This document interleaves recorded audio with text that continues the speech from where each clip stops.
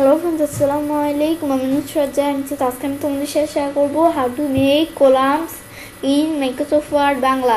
অর্থাৎ আজকে আমি তোমাদের সাথে শেয়ার করব কিভাবে আমরা Microsoft Word এর মধ্যে কলামস তৈরি করতে পারি। তো কাজটা করার জন্য এটা আমি মিনিমাইজ করি। বেশ মিনিমাইজ করার পরে কলামের কাজটা করার জন্য আমরা পেজ লেআউট নিতে চলে আসবো।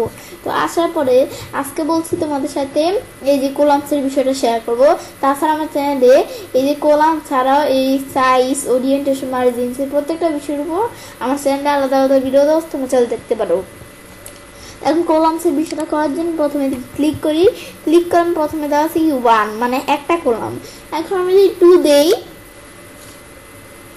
তো 2 দেওয়ার পরে দেখো আমাদের এই লেখাগুলো কিন্তু দুইটা কলামের মতো চলে আসছে, যে এদিকে একটা কলাম এদিকে একটা কলাম, এরকম দুইটা কলাম হিসাবে চলে আসছে। আবার যদি কলাম সাইজ আমার 3 দেই, দেখো লেখাগুলো 3টা কলাম অনুসারে চলে আসছে। এই একটা কলাম, এই একটা কলাম, এই একটা কলাম, 3টা কলাম। বেশ, এখন আমরা এভাবে কিন্তু দেখতে পারি। 3টা কলামের পরে আমি যদি এখন লেফট দেই, লেফট দিলে দেখো কিরকম দেখাবে, যে আমাদের বাম সাইডের কলামটা ছোট আর আমাদের ডান সাইডের কলামটা বড়। আবার এদিকে এসে আমি যদি রাইট দেই, তাহলে আমাদের ডান সাইডের কলামটা ছোট, বাম সাইডের কলামটা বড়। তো এইগুলো তোমার চাইলে এখান থেকে কলামস থেকে দেখতে পারো। তাছাড়াও এইরকম কলাম ছাড়া আমি যদি এখান থেকে আমরা এই যে আমরা 1 দিই, 1 দিলে আবার আগের মতো চলে আসলো। তো এগুলো ছাড়া আমি যদি মর কলামস আসলে আমার কিন্তু বিভিন্ন ধরনের কলাম দেওয়া আছে। এখন এদিক থেকে কলাম না ছাড়াও আমি এই দিক থেকে চাইলে নিজের মতো কলাম নিতে পারি। আমি এখান থেকে কয়টা নিতে পারি, আমি চাইলে নাম্বার অফ কলাম আমি 2টা নিতে চাইলে নিতে পারি, 3টে নিতে চাইলে নিতে পারি। আমি ধরো এখান থেকে আমরা 5টা কলাম নিব।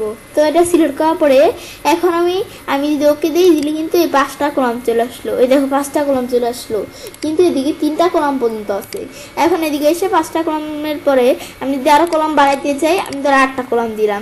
দেওয়ার পরে আমরা চাইলে কি করতে পারি, লাইন বিটুইন, এটা যদি টিকমার্ক দিই এরকম লাইন চলে আসবে এর মধ্যে। পরে যে আমাদের ইকুয়াল কলাম উইথ, তো এটা আমি এখান থেকে ইকুয়াল কলাম উইথের বিষয়টা কি, আমি যদি টিকমার্ক না দেওয়া থাকে তাহলে তো আমরা কোনো কলাম ছোট বড় হইতে পারে, এটা টিকমার্ক থাকে না। তো এখন আমাদের এটা না দেওয়া থাকলে আমাদের তো কোনো কলাম ছোট বড় এমন হইতে পারে, কিন্তু ইকুয়াল কলামে উইথ এটা টিকমার্ক দিলে আমাদের একবার আমাদের সব কলামের সাইজ সমান। এখন আমি যদি ওকে দিলে কিন্তু এই দেখো সব কলামের সাইজ সমান, কোনোটাই বড় ছোট নয়। এখন এগুলো আমি চাইলে সেট করতে পারি। আবার আমি এখান থেকে যদি 8টার পরিবর্তে আমি যদি এখানে আরো বাড়াইতে চাই, আমি তো 12টা দিলাম, এই 12টা কলাম চলে আসবে। এখন আমি এখান থেকে লাইন বিটুইন উঠে দিলে এই লাইন বিটুইন উঠে গেল। পরে ইকুয়াল কলাম উইথ ধরো উঠিয়ে দিলাম। উঠানোর পর আমি ধরো এখান থেকে এই আমাদের এটা একটু বাড়াই, এই 2 নম্বর কলামটা, 3 নম্বরটাও ধরো একটু বাড়াইলাম। এখন এই 3 নম্বরটা চাইলে বাড়াইতে পারি, এই যে এগুলো আমরা বাড়াইতে পারি। এই যে এখান থেকে যদি নিচ দিকে আসি, পর আমাদের এখান থেকে 8টা কলাম, তো এগুলো তোমরা এখান থেকে আমাদের কয়টা 12টা একবারে কলাম। তো তোমরা এগুলো আমাদের কোনটা আমরা রেখা কোনটা বাড়াবো, এগুলো আমি চাইলে যে বাড়াইতে পারি, এই যে বাড়াইতে পারি। স্পেসিং কতটুকু, এই যে ধরো এটা একটু এই যে এরকম স্পেসিং দিতে পারি, এই যে 2টার মধ্যে স্পেসিং কিরকম। আবার আমরা উপর দিকে আসলে এই 2টার মধ্যে স্পেসিং কিরকম আমি চাইলে স্পেসিং আমার কমাইতে বাড়াইতে পারি। ব্যাস এরকম করে যখন আমরা বিষয়গুলো দিলাম, দেওয়ার পর ওকে দিলে দেখো কলামগুলো কিরকম জানি হয়ে গেছে, স্পেসিং কিরকম এরকম এগুলো হয়ে গেছে এরকম। কিন্তু এদিকে আসার পর আমি যদি ইকুয়াল দিই, ইকুয়াল দিলে একবারে সব সমান।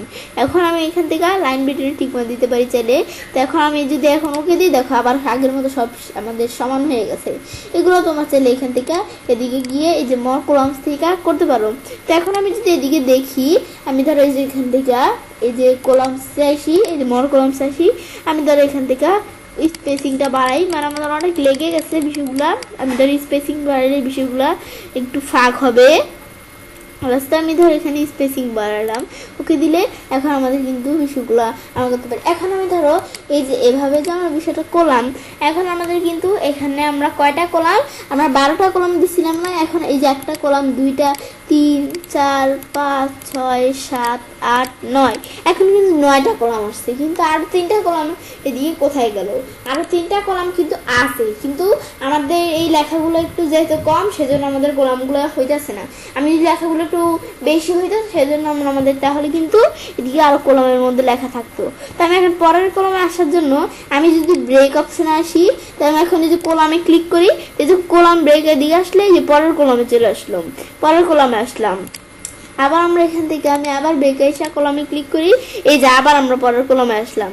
এগুলো তোমরা চাইলে এখান থেকে কলামের বিষয়গুলো করতে পারো। ওইগুলো আমি এখান থেকে তাহলে বিষয়গুলো করতে পারি। কলামে এগুলো কিরকম লাগবো, এই যে আমরা এভাবে ক্লিক করে পরের কলামে আসতে পারি। আসার পরে এখন আমি পরের কলামে যখন আইসা পড়লাম, এখন আমরা কোন কলাম থেকে কোন কলামে যাবো এখন দিতে পারি আমরা বিষয়গুলো। এগুলো আমরা দেখলাম, দেখার পরে আমরা এটা দেখার পর আবার আমরা কলামে আসি। এখন আমি যদি 1 দেই, আবার সব একবারে এক কলামে চলে আসলো।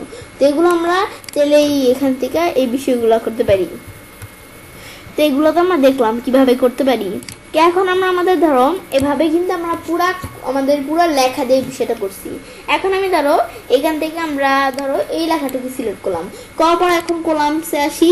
কলামসে আসার পরে তুমি তো 3 দিলাম। তো 3 দিলে এই দেখো একটা কলাম, দুইটা কলাম, তিনটা কলাম, মানে এই যে এইটুকু লেখা আমাদের 3টা কলাম হিসেবে চলে আসছে।